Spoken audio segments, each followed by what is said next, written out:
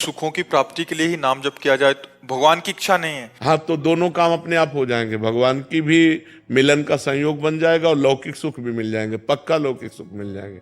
तो हम अगर ये कि केवल नाम जप करने से लौकिक कामनाएं पूर्ण हो जाएंगी, हाँ पूर्ण हो जाएंगी, सब कामनाएं पूर्ण हो जाएंगी। हम उदाहरण हैं, तो हम तुम्हारे पास उदाहरण है। वो व्यक्ति है जिसके खाने के लिए एक टुकड़ा रोटी नहीं, जिसके रहने के लिए 1 इंच जमीन नहीं, जिसके पास 1 रुपया नहीं, एक आदमी बात करने वाला नहीं। आज आप देख लीजिए, तो ये क्या है?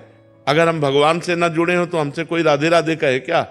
भगवान का ही तो सारा वैभव है। अगर आप ईमानदारी से भगवान का भजन करोगे तो जिन्होंने 1 सेकंड में अनंत ब्रह्मांड बना दिए, वो हमारे लिए सुख की व्यवस्था क्यों नहीं कर देंगे? ये सब भगवान से ही जुड़ने से तो है। अगर हम भगवान के ना हो तो थोड़ा सोच लो, हमारे पूरे परिकर में शासन है, चाहे बच्चा हो चाहे बच्ची हो, बिल्कुल धर्म से चलो, ऐसे किसी से मत कर देना। ऐसे रख देता है तो बाबा जी हैं, भिक्षुक है। अगर ऐसे नहीं करना, जो भगवान दे दे उसी से चलना है।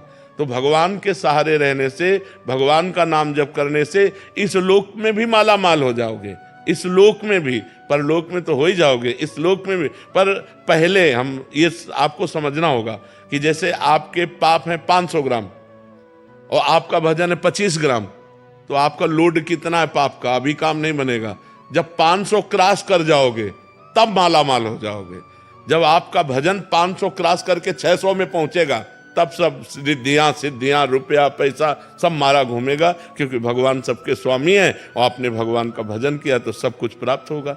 इसलिए चिंता नहीं करना चाहिए, भगवान का चिंतन करना चाहिए। महाराज जी, एक तरफ तो कामना करनी पड़ती है, फिर भी पूरी नहीं हो रही। महाराज जी, हम आपके आश्रित जन है, हमने तो ना चाह की, बट हमें इतना भरोसा कि महाराज जी आपके आश्रय में है, प्रभु के आश्रय में।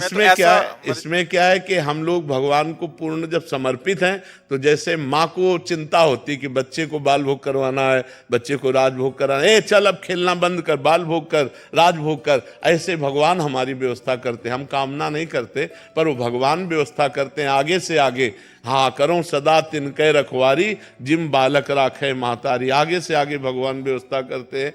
बिल्कुल निश्चिंत हो जाओ, बिल्कुल निर्भय हो जाओ। भगवान तुम्हें बहुत प्यार करते हैं, पर बस भगवान का भजन करो। तब भजन नहीं करोगे तो समझ नहीं पाओगे, भगवान के प्यार को नहीं समझ। भगवान के बिना शांति नहीं है। देखो, जैसे लोग पशुओं को भूंज भूंज के खाते हैं, हम कहते हैं दया करो इन जीवों पर, तुम ऐसा पाप कर रहे हो, तुम्हें भूंज देगा काल। आप शराब मत पियो, बहन बेटियों की तरफ गंदी बातें मत करो, नाम जप करो, परोपकार करो, अभी आनंद आने लगेगा। अब लोग पाप कर्म करते हैं और चाहते सुख है, तो कैसे मिल पाएगा? गंदे आचरण करोगे, पाप कर्म करोगे तो सुख कैसे मिल पाएगा? उर्मिला जी अहमदाबाद से। राधे राधे महाराज जी। महाराज जी, हमें भगवान से संसारिक सुख मांगने की प्रार्थना करनी चाहिए? जरूर। हम संसार में हैं, अगर हमारे अंदर कोई आकांक्षा है तो अन्य से ना कहकर भगवान से कहना चाहिए। भगवान ने 4 प्रकार के भक्त बताए हैं, आर्त, अर्थार्थी, जिज्ञासु और ज्ञानी। आर्त, संकट निवृत्ति के लिए केवल भगवान का आश्रय।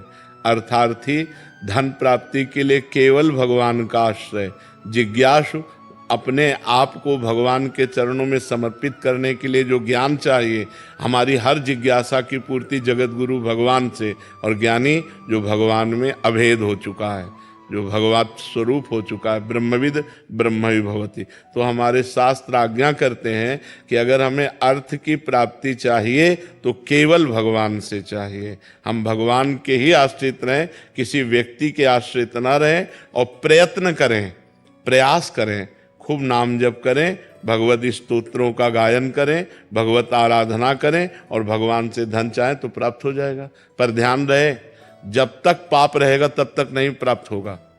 जब आपका पाप क्षय पहले करेगा नाम जप, तब आपको प्राप्ति होगी। केवल कामना करने से धन की प्राप्ति नहीं होगी।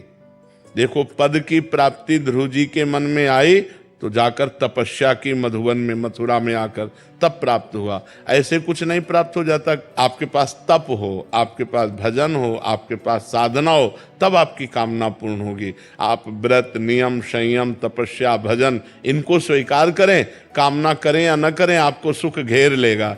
और आप ये सब ना करें तो लाख कामना करते रहो, किसी मंदिर में जाके ऐसे पूर्ण होने वाली है क्या?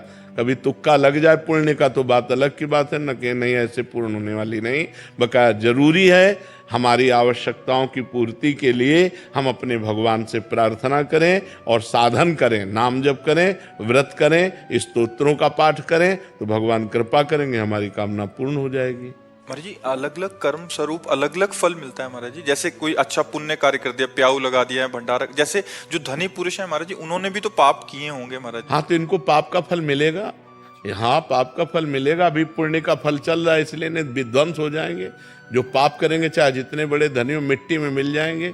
रावण की खोपड़ी को अपनी गोद में रखकर मंदोदरी कहती, राम विमुख सहाल तुम्हारा, रहा नको कुल रोवन हारा। उससे बड़ा विद्वान, उससे बड़ा धनी, उससे बड़ा बलवान कौन हो सकता है? मिट्टी में मिला दिया भगवान ने। इसीलिए चाहे जितने बड़े तुम आज धनी हो, पुण्य के प्रताप से हो, और अगर आज मतवालापन करोगे, पाप करोगे, तो कल तुम नष्ट हो जाओगे, न लोक के रहोगे न परलोक के रहोगे। इसलिए धर्म से चलना चाहिए। वर्तमान के सुख दुख को देखकर प्रभावित नहीं होना चाहिए। कोई धर्म में चल रहा है, दुखी दिखाई दे रहा है, उसका पूर्व का पाप चल रहा है, वर्तमान में बहुत अच्छा चल रहा है। कोई वर्तमान में बहुत गलत चल रहा है और सफलता को प्राप्त हो रहा है, तो उसका पुण्य काम कर रहा है। लेकिन वर्तमान का कर्म जब फल देगा तो नष्ट हो जाएगा, क्योंकि वर्तमान में वो गलत कर रहा है, अधर्म कर रहा है। अर्पित जी लखनऊ से। श्री हरिवंश महाराज जी जब कोई इंसान सेवा, भक्ति और ब्रह्मचर्य का मार्ग अपनाता है, लेकिन समाज में उसकी जिम्मेदारियां जैसे परिवार, नौकरी, सामाजिक कर्तव्य भी उससे डिमांड रहती है घर वालों को, तब किस तरह से संतुलन बनाना चाहिए? क्या कुछ ऐसा दैनिक नियम हो सकता है जिससे भक्ति और संसार दोनों अधूरे ना रहें? हाँ, अगर पत्नी है तो महीने में एक बार सहवास करे।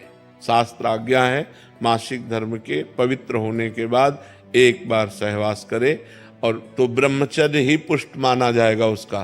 पराई स्त्रियों की तरफ गंदी दृष्टि न करे। अपनी पत्नी से महीने में एक बार भगवान को प्रणाम करके सहवास करे, तो धर्मयुक्त काम भगवान कहते हैं मैं हूँ। और इसके बाद नाम जप अपना बंद ना होना चाहिए। शराब नहीं पीना, मांस नहीं खाना, कोई नशा नहीं करना, घूस नहीं लेना, चोरी नहीं करना, किसी की हिंसा नहीं करना, तो गृहस्थ धर्म में रहते हुए भी वो भगवान को प्राप्त कर लेगा। नाम जप में बड़ी सामर्थ्य है। पराई माता बहनों की तरफ दृष्टि न रखे, अपनी पत्नी से ही अनुराग करे, पर एक महीने में एक बार सहवास करे तो ब्रह्मचारी ही माना जाएगा। समझ रहे जी? जब दिनचर्या में कुछ बदलाव होता है तो उस वक्त मन थोड़ा क्या बदलाव होता है? मतलब जैसे कुछ काम ज्यादा है, कुछ तो नाम जब चल रहा है ना, हमने ये तो नहीं कहा बैठ कर पूजा करो। हमने तो 20 बार नहीं कहा कि आप बैठ करके पूजा करो। हम तो नाम जप की कह रहे हैं कि सुबह उठो और चल दो, और नाम जप चल रहा है राधा राधा राधा, शाम तक काम करो राधा राधा राधा, कोई परेशानी नहीं। हमने तो नहीं कहा पद्मासन लगाओ, सिद्धासन लगाओ, गृहस्थ आश्रम के लिए है भी नहीं, क्योंकि उसको कब कौन सा कार्य लग जाए। नाम जप करो, पवित्र आचरण से चलो, कोई नशा न करो, इसी से भगवत प्राप्ति हो जाएगी। टाइम भी मतलब नाम जप चल सहवास के टाइम। हाँ बिल्कुल बिल्कुल, छोड़ना नहीं चाहिए। उसी समय दिल रुक जाए तो उसी समय हमारी दुर्गति हो जाएगी। तो हम कभी नाम नहीं छोड़ते, राधा राधा राधा। ये नाम उस तभी चलेगा जब आप धर्म से सहवास कर रहे हैं। अगर अधर्म से सहवास कर रहे हैं तो फिर नहीं माना जाएगा, फिर वो पापाचरण होगा।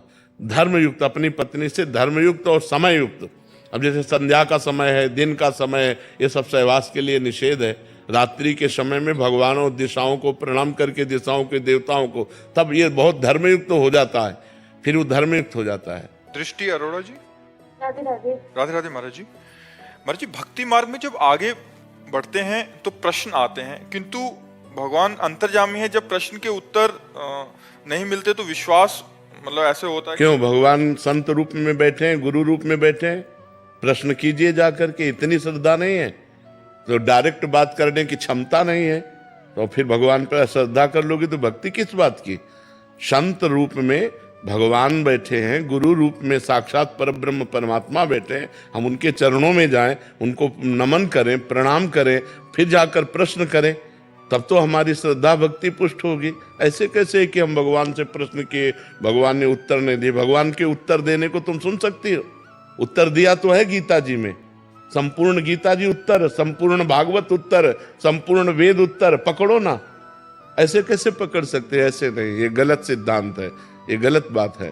संतों के चरणों में जाके बैठ के करो प्रश्न, उससे समाधान हो जाएगा। खूब नाम जप करो, तब तो भक्ति की वृद्धि होगी।